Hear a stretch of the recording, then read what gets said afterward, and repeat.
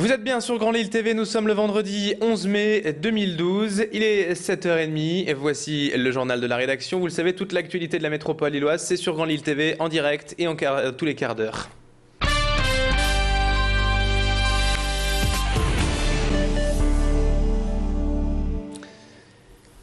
Et pour démarrer ce journal, on évoque tout d'abord la campagne des législatives et cette information que l'on attendait depuis plusieurs jours. Le socialiste Dominique Barre se présentera bel et bien à sa propre succession aux législatives dans la 8e circonscription du Nord.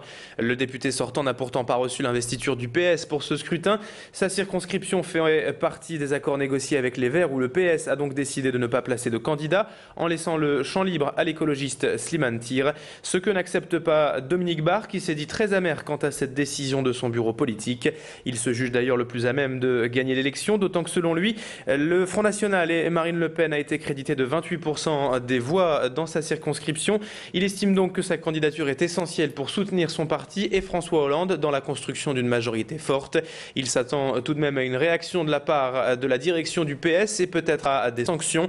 Écoutez Dominique Barre, interrogé hier par Tanguy Descluse. Il aurait même été plus glorieux pour les Verts d'aller à la conquête d'une circonscription gagnable, c'est-à-dire susceptible de basculer, plutôt que de vouloir prendre une circonscription gagnante à tout coup, quel que soit le résultat de la présidentielle, et donc quelque part finalement d'adopter une stratégie coucou qui consiste à venir s'installer dans le fief, dans une circonscription d'un autre député qui lui est allé conquérir, comme je l'ai fait en 1997 et comme je l'ai refait à nouveau cette circonscription en 2007.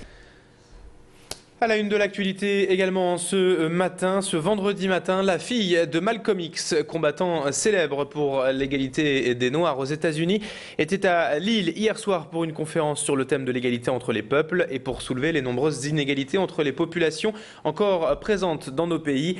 Elle est accompagnée de la fille de Frantz Fanon, un combattant de l'indépendance algérienne, et du fils de Steve Biko, un résistant contre l'apartheid.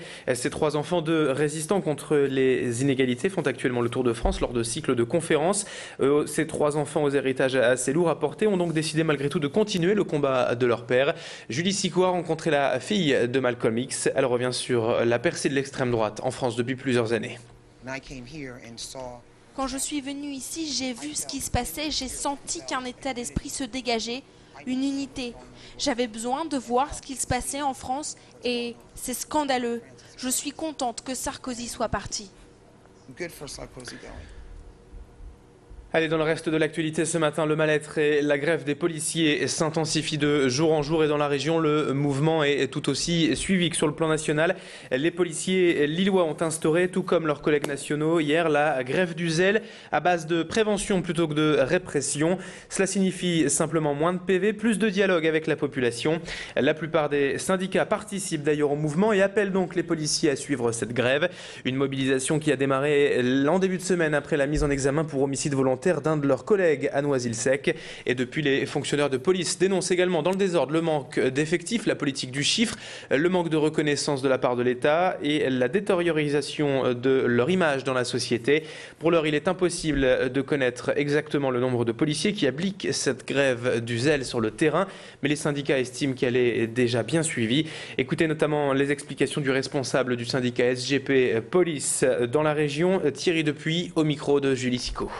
C'est plutôt un état d'esprit, c'est-à-dire qu'actuellement, il faut savoir qu'on a une hiérarchie qui est pesante sur nos épaules et qui nous oblige à faire tout ce qui est politique du chiffre, rentabilité contraventionnelle, délictuelle, etc.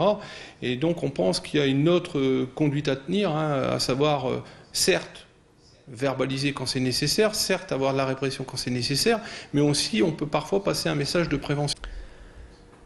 On enchaîne dans ce journal avec une nouvelle exposition à voir ces prochaines semaines à la gare Saint-Sauveur. Dès aujourd'hui, Sports Factory prend ses quartiers en l'honneur des JO de Londres et durera d'ailleurs jusqu'au 12 août, date de clôture des Jeux londoniens.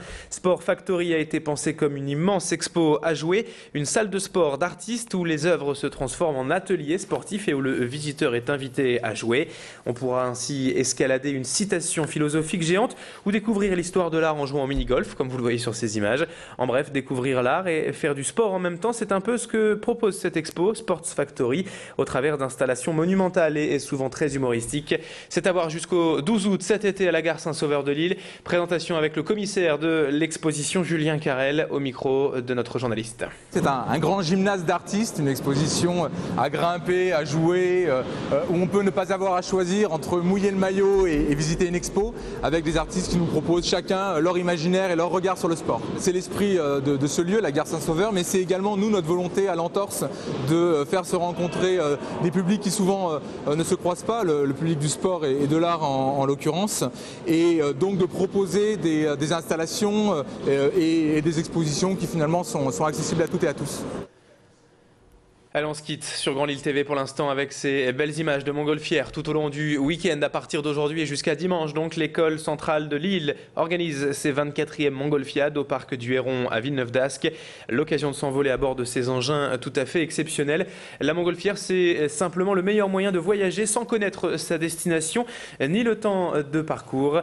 Tout cela vous sera proposé sous forme de baptême ce week-end à Villeneuve-d'Ascq. Et en plus, la météo devrait être clémente avec du soleil et un petit vent frais demain et dimanche.